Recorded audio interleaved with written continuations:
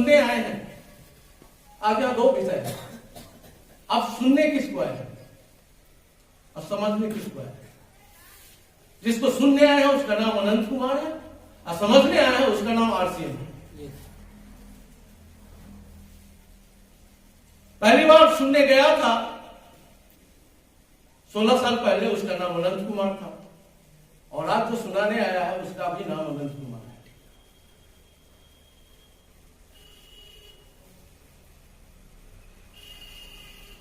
आदमी पावरफुल नहीं होता, सिस्टम पावरफुल।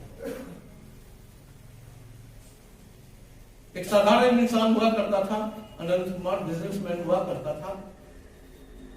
हमें पूरा याद है 27 अक्टूबर 2005 का वह दिन, जिस दिन हमको इस बिजनेस में लाया गया था। और लाने वाले, मैं आना नहीं चाहता था मेरे दोस्तों, लाने वाले बुजुर्ग थे। उनका उम्र 55-60 साल का था। उनकी बात को न काटते हुए, कदर न करते, मेरे दिमाग में था कि इस आदमी को कदर करना चाहिए, इसकी बात को रखना चाहिए। एक तो उम्र दराज आदमी है, लेकिन जिस बात को वो कहने आया है वो बिल्कुल नफरत के काबिल है। नफरत के काबिल इसलिए मैं समझता था क्योंकि हमारे दिमाग में एक ताला लगा हुआ था, एक परफेक्शन था।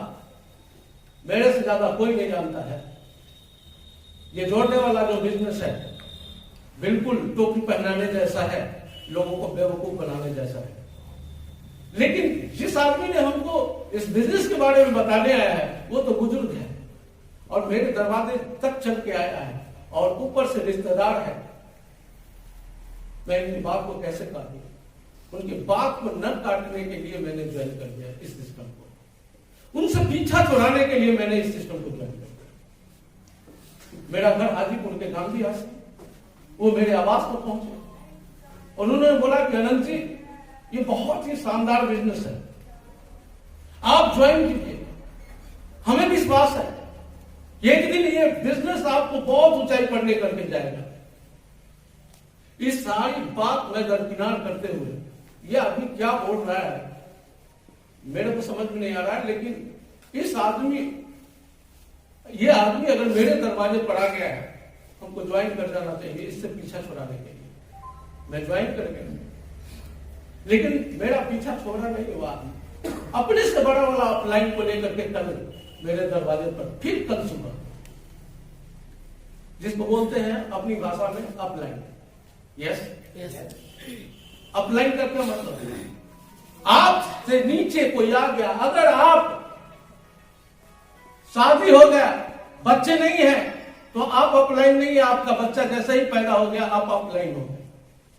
यस और नो? अपलाइन उसको बोलते हैं जिसके ऊपर कुछ जिम्मेवारी आ जाती है। यस और नो? यस। वो अपने अपलाइन को लेकर के आ गया मेरे घर पर, और वो जो अपलाइन था साहब, मजा आएगा। उनका नाम किशोर ठाकुर नाम था, और वो जो जिस बाइक से आए थे उसका आधा साइलेंसर फूटा हुआ था, आधा, और पूरा धुआं दे रहा था। धुआं देते हुए मेरे घर पर पहुंचे। मैंने कहा ये कहीं तो मैं पीछा छुड़ाया था, फिर ये आदमी कैसे आ गया? कहा कि अनंत जी, आप इस बिजनेस को ज्वाइन कराए हैं, उसका ये बॉस है, ये सीनियर है, इनसे कुछ सीखिए आप। हमारे दिमाग में गया कि पीछा छुड़ाए थे, ये पीछा छूटा नहीं, ये तो पीछा लग गया। ये समझो। और बहुत बढ़िया से धुआं थोड़ा देर तक रहा वहां, स्टार्ट था जब तक मेरे दरवाजे पर धुआं साइलेंसर था। हमको भी अभी दिया, मजबूरी में चेयर निकाल करके मैं उनको दिया, बैठ गए। जल्दी से वाइफ को इशारा किया कि जल्दी चाय बनाना, ज्यादा लेट ना लगे, ताकि इसको भगाना है जल्दी। वाइफ चाय बनाई, तब तक वो कुछ लिख करके, अभी संजीव सर ने कुछ प्लान बताया, हमारे समझ से बहुत सारे लोगों को समझ में नहीं आया होगा। आया है क्या? नहीं आया ना? चिंता करने की बात नहीं, हमको भी नहीं आया। वो कुछ बता रहा था तो समझ में नहीं आ रहा, दिमाग में ये चल रहा था जैसे कुछ लोग पहली बार आए होंगे, उनके दिमाग में चल रहा हुआ क्या क्या बता रहा है। साला हमको जाना है सब्जी लाने, आलू मंडी जाना है, बंद हो जाएगा, ये क्या पता करके ले आया। कुछ लोग ऐसे समझ रहे होंगे। क्योंकि मैं उस दौर से गुजरा हूं, पूरा एक्सपीरियंस है, वैसे ही तो आप लोग हैं। उन्होंने कहा कि सर, मैंने कहा कि सर मेरे को निकलना है और कुछ बोलना है तो बोल दीजिए। कहा कि नहीं बोलना नहीं है, कल एक मीटिंग है हाजीपुर में उर्वशी होटल में, उसमें आने के लिए मैं आमंत्रण देने के लिए आया हूं, निमंत्रण देने के लिए आया हूं। तो दो बात थी, उनको अगर कहते हम कि मेरे पास टाइम नहीं है तो आधा घंटा और मेरा दिमाग चाहता। तो मैंने खट से एक चीज सोचा, यस मैं जरूर आऊंगा। झूठ ही बोलना है तो तुरंत बोलो यस और नो। मैंने सोचा कि तुरंत बोलो कि यस सर, कोई आए या ना आए मैं तो जरूर आऊंगा। यस, वो खुश हो गए, दोनों वापस हो गए। लेकिन नवल किशोर ठाकुर जो थे मेरे मोबाइल नंबर लेकर के गए वापस। सुबह 7 बजे मेरा घंटी बजा, मैं सोया हुआ था, उठाया तो कहा कि सर, अनंत सर। मैंने कहा यस, मैं नवल किशोर ठाकुर कल वाला। हाँ बोलिए, मेरा दिन खराब है। मनी कोई ऐसा जुबान से बोल सकता नहीं है। मनी मैं सोच रहा था कि मेरा तो दिन खराब है। हाँ बोलिए तो बोलिए। तो सर उठ गए। मैं क्या उठ ही गया हूं, तभी तो बात कर रहा हूं। हाँ फ्रेश होइए सर। यस। 8:30 में दूसरा फोन आया कि सर चाय वाय हो गया। देखिए क्या कितना ख्याल रखा है। अब ऐसे कई लोग ऐसे बैठे हैं यहाँ पर, मैं किसी को जानता नहीं हूं, लेकिन उन लोगों को कल से जो आपके सीनियर हैं वो कम से कम 15 बार फोन किया होगा। यस और नो?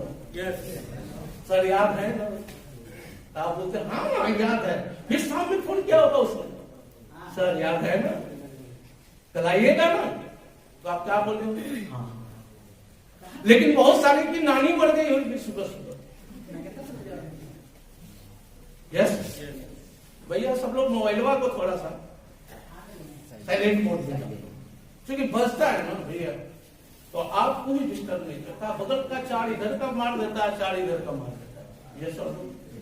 आप सोचो ना, कोई सिनेमा और सुपर हिट सिनेमा चल रहा है, अमिताभ बच्चन का, शाहरुख खान का, अब बीच में आपका मोबाइल बजता है, यस यस यस यस करो, और उसके बाद फिर देखो अरे मार खत्म हो गया, क्या हुआ है? तो बगल वाला भी डिस्टर्ब। एक तो तू नहीं समझा, अब बगल वाला समझ रहा था बेचारा, उसको भी डिस्टर्ब कर दिया। तो मोबाइल कभी कभी अच्छा काम करता है, अब कभी गलत समय पर अनुभव गया तो बुरा काम करता है। बुरा नहीं ना मान रहे? नहीं ना मान रहे? देखो मैं अपने जिला में हूँ इसलिए टिकट नहीं लगा। मार्च से मेरा प्रोग्राम देखोगे, अपने जिला में भी तो टिकट लग जाएगा। यस, तो मार्च तक मैं फ्री कर दिया।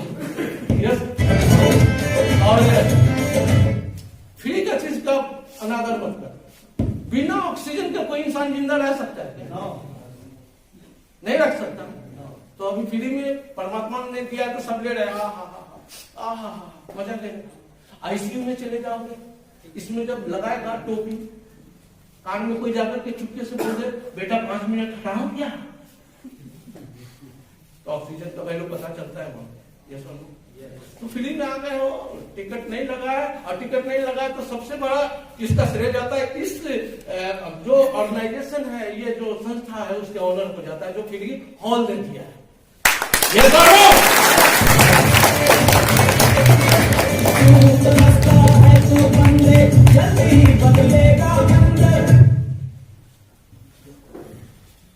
मजा लेना है 2 घंटे का, लेना है कि नहीं लेना?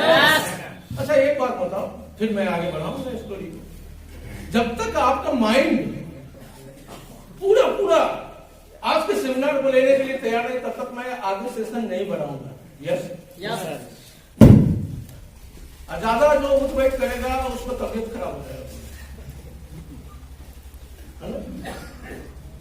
इसलिए बैठ गया तो बैठ जाना, टेंशन नहीं है। मेरा गारंटी है साहब, अगर बैठ गया 2 घंटा तो 3 महीना के बाद 40,000 रुपया पर मंथ आपकी बनोगे, गारंटी है। लेकिन उसकी ये शर्त है कि भैया बैठना पड़ेगा। इस क्लास में ये जो इंस्टीट्यूशन है यहाँ पर ITI इसमें कितने दिन लड़का बैठेंगे तो एक डिग्री मिलेगी, और वो डिग्री कितना का आदमी बनाएगा, कितने रुपए महीना का आदमी बनाएगा, आपको पता है? यस और नो? और मैं बोला हूं 3-4 महीने के बाद 40,000 रुपए का आदमी बनाऊंगा, तो कम से कम 2 घंटा अच्छे से नहीं बैठ सकते? बैठ सकते हो? यस। 2 घंटा में हमको भी ये लगेगा, नहीं लगेगा? या सिर्फ आप ही को लगेगा? सबको लगेगा कि नहीं लगेगा? सबको लगेगा कि नहीं लगेगा? सबको लगेगा कि नहीं लगेगा? तो जब सबसे ज्यादा मैं यहाँ परेशान हो रहा हूँ, सबसे ज्यादा मैं बोलने वाला हूँ, तो मैं यहाँ हूँ आपके सामने, तो फिर उठ बैठ करने की क्या आवश्यकता है? तो साथ देने के लिए तैयार है तो हाथ खड़े करके बोलिए यस। और मैं जहां तक हमको जानकारी है सर, मोबाइल को बंद कीजिए, और आगे वाला कोई उठ बैठ नहीं करेगा, क्योंकि आगे सब सीनियर है, सब 40,000 पार वाला सब है ना। अब बेटा वही काम करता है जो पिता करता है, यस और नो? अगर पिता गड़बड़ है तो पूरा खानदान गड़बड़ है, यस और नो? वो आगे वाला उठ बैठ किया तो पीछे वाला तो खूब घूमेगा। तो परमात्मा ने इस धरती पर 84 लाख जीव जंतु को भेजा है, लेकिन वो सबसे ज्यादा जिस जीव से प्यार करता है उसका नाम है मानव, यस और नो? सब में से अलग अलग चीज दे, या एक चीज चुरा करके मानव को दे। बताओ क्या है? मुस्कुराहट। क्या है भैया, बोलो? मुस्कुराहट हम सबके हिस्से में आया है। अगर नहीं तो बताओ कि किसी कुत्ते को मुस्कुराते हुए कोई देखा है? किस भैंस को मुस्कुराते हुए कोई देखा है? किसी गधे को मुस्कुराते हुए कोई देखा है तो बताओ। यस। और फिर भी इतना अनमोल तोहफा लेकर के कुछ सीरियस बैठा हुआ, तो समझो गधा बनने का प्रोसेस है, यस और नो? और कोई गधा कभी मुस्कुराते हुए मिल जाए तो समझो कि वो मानव बनने के प्रोसेस में, यस और नो? तो बगल में देख लेना कौन कौन है, प्रयास कर रहा है, थोड़ा देख लो, अपने आसपास में देख लो, सब ठीक ठाक है ना? हम लोग क्या आता है, वो जब कोई मर जाता है तो 10वीं के दिन जाता है, वो कुछ रखने के लिए कौड़ा जिसको बोलते हैं, उधर से लोग आता है तो कहता सब ठीक है ना? तो मैं पीछे वाले से पूछ रहा हूँ, अगल बगल वाला को देख लेना, अगर फिर भी एकदम मुंह बनाए हुए है तो उसको थोड़ा मारो, देख भैया तू या तो मुस्कुरा दे, नहीं तो मैं चेयर बदल दूंगा, क्योंकि माहौल का असर तो पड़ता है भैया, पड़ता है कि नहीं बनता? 10 गो शराबी के साथ 6 महीना के लिए एक संत को डाल दो, 7वां महीना कै गो शराबी रहेगा भैया? संत कहाँ गया?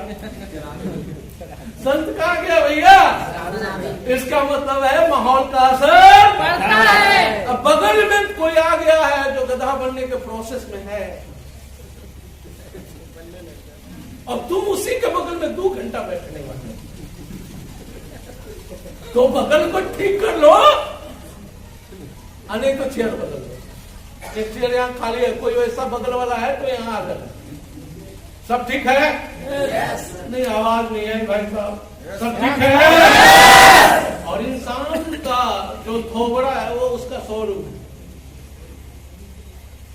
20 पैसा का आलू देखा है, इतना बड़ा होता है, और उसको बढ़िया से कटिंग करके 1 रुपया के शोरूम में पैक कर दो तो 10 रुपया में बिक जाता है कि नहीं बिकता? ऐसा उसका शोरूम नहीं लगाया जाए तो 20 पैसा में भी शायद कोई खरीदने वाला नहीं, वो सड़ जाएगा।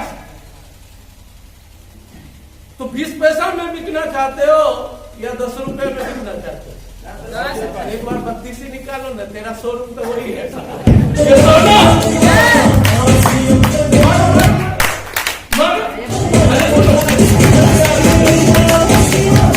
ऐसे ताली नहीं मारा। मैं एक बार, मेरा हरिद्वार में सेमिनार था, और उधर सेमिनार खत्म होने के बाद मैं वहाँ एक योगपीठ है, वहां मैं घूमने के लिए गया। एक बाबा मिल गए। मैंने उनसे प्रश्न किया कि बाबा अनुलोम विलोम कराते हैं तो वो अंदर में कुछ इंद्रियां हैं, उसकी प्रैक्टिस हो, कुछ आंख हिलने लगता है, सांस उल्टा सीधा लेना सिखाते हैं, वो भी समझ में आ जाता है, पेट को हिलाने के लिए बोलते हैं, वो भी समझ में आ जाता है। अब ताली बजाने के लिए क्यों बोलते हैं, ये मेरे को समझ में नहीं आता। तो थोड़ा मुस्कुराए बाबा और जवाब दिया कि एक बात बताओ, आप कभी हॉस्पिटल में गए हो? मैं कहा कई बार गया हूं। तो हॉस्पिटल में जो बीमार होते हैं, बेड पर रहते हैं, वो उसको गौर से कभी देखा है? मैंने कहा देखा है। तो देखा होगा तो याद करो, ज्यादातर पुरुष मिलते होंगे, उसके बाद स्त्री मिलती होगी, लेकिन दोनों के बीच में थोड़ा स्त्री का लक्षण होता है, थोड़ा पुरुष का लक्षण होता है, तीसरा जेंडर भी होता है हमारे समाज में। ये सोनो उसको कभी हॉस्पिटल के बेड पर देखा है? तो मैंने थोड़ा देर सोचा।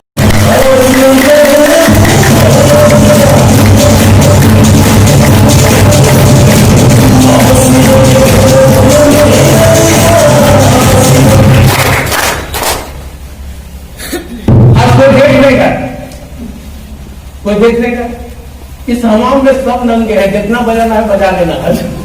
क्योंकि बगल वाला भी बजा रहा है, बगल वाला भी बजा रहा है, वो नहीं कर सकता है बाहर जाके कि तू बजाना था मैं नहीं बजा।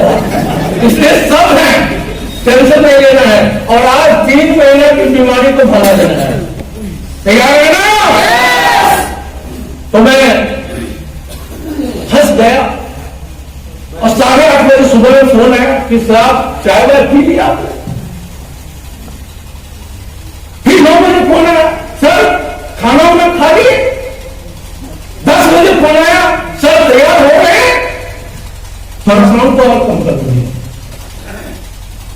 11 बजे फोन आया, थोड़ा बता, 11 बजे फोन आया, सर निकल दिए? मैं कहा कि मैं खाना भी खा लिया हूं, नहा भी लिया हूं, कपड़ा भी पहन लिया हूं, अब निकलने ही वाला हूं। कितना बजे मैंने बोला? 11 बजे। हकीकत क्या थी साहब?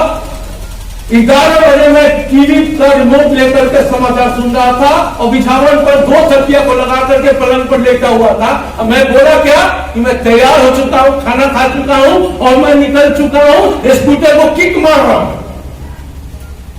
इतना झूठ बोलना पड़ता है पहली बार। Yes yes. फिर वो आदमी 12 बजे फोन किया कि सर अभी तक पहुंचे नहीं है। उनके 2 आदमी आ गया था, उससे बात करने में लग गया, मैं निकल ही रहा हूं। फिर 1 बजे फोन किया, सर आप आए नहीं? मेरे दिमाग में आया 11 बजे का मीटिंग का टाइम था, 2 बजे पहुंचूंगा, वो भी नाराज नहीं होगा कि सुबह से 10 बार फोन किया है। 2 बजे जाऊंगा तो मीटिंग खत्म हो गया रहेगा। यस। 1:30 बजे मैं आराम से खाना वाना खा करके, कपड़ा पहन करके, भेस्पा स्कूटर था मेरे पास, उसको किक मारा और पहुंच गया हॉल के पास 2 बजे। कितने बजे पहुंचे? 2 बजे जब पहुंचा तो 10-15 आदमी हॉल के बाहर खड़े थे और जिन्होंने इन्वाइट किया था वो आया, आइए सर आइए, वेलकम वेलकम। मैंने कहा इतना खुश होने की क्या आवश्यकता है, मैं तो तेरे को धोखा दे दिया, तेरा तो मीटिंग अभी खत्म हो गया हो। मन ही मन सोच रहा, मैंने काहे का वेलकम, मीटिंग तो खत्म हो गई आपकी, मेरे भी लेट था, सॉरी अगली बार आऊंगा। कहा कि नहीं नहीं सर, परमात्मा जो सब करता है सब ठीक करता है, आपकी वजह से मीटिंग ही स्टार्ट नहीं हुई। आप सोच रहे हो साहब कि मजा आ गया, हमको क्या लगा होगा?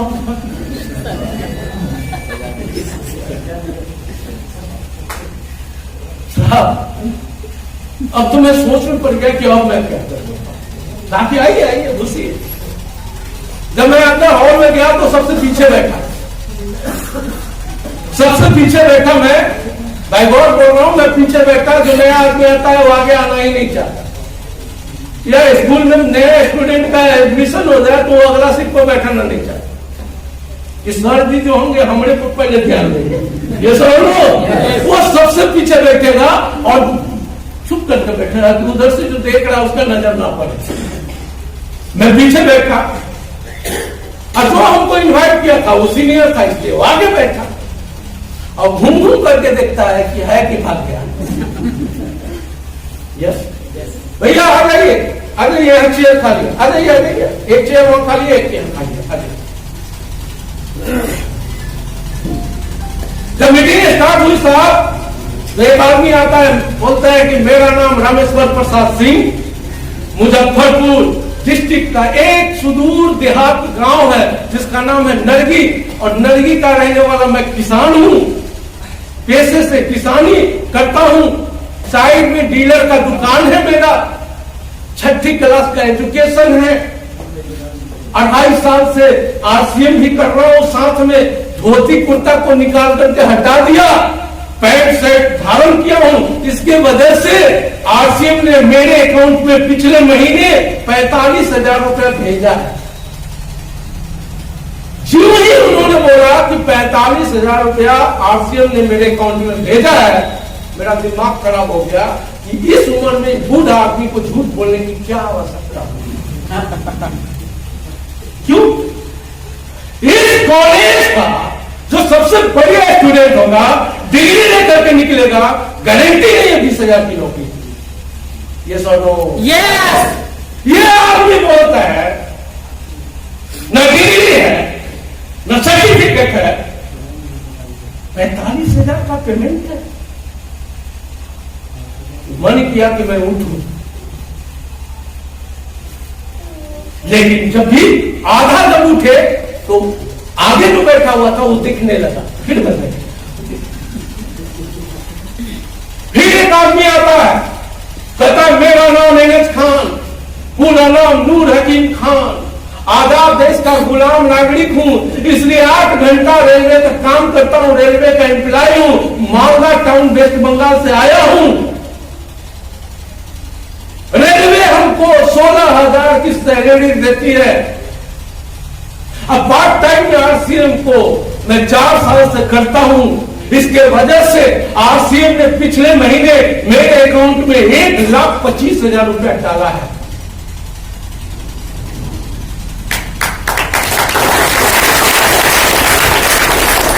मेरे दिमाग में आया कि बिहारी को सीधा साधा इंसान होता है, झूठों का सरदार यही बंगाली बाबू है, जिसने सबको झूठ बोलना सिखाया है। 1.25 लाख रुपया और भी पार्ट टाइम, फुल टाइम जो काम कर रहा है सरकार, इसको 16,000 रुपया, अब पार्ट टाइम में 1.25 लाख। अब मैं फाइनल सोच लिया कि अब हमको उठ ही जाना है, और आगे से जो देखेगा तो उसको कहेंगे कि तब तो वो नहीं रोक पाएगा। ऐसे करके बाहर जाऊंगा और फिर वापस नहीं आऊंगा। फुल प्लानिंग हो चुकी, उठने की तैयारी हो चुकी, उसी बीच में तीसरा आदमी टपक जाता है। मेरे ही जैसा टाई सूट पहना हुआ था, कुछ अपना परिचय दिया और उसने प्लान दिखा दिया आरसीएम का। मैंने कहा कि वो एक शब्द इस्तेमाल किया कि ये जो 45,000 है ये 1.25 लाख है, ये आता कहां से है, एक बार देख लो। उसने जो ही बोला कि एक बार देख लो आता कहां से है, तो मैं थोड़ा देर के लिए बैठ गया। जब वो बताया कंपनी प्रोडक्शन करती है, प्रोडक्ट का मैन्युफैक्चरिंग करती है, उस प्रोडक्ट को लेकर के ऐश्वर्या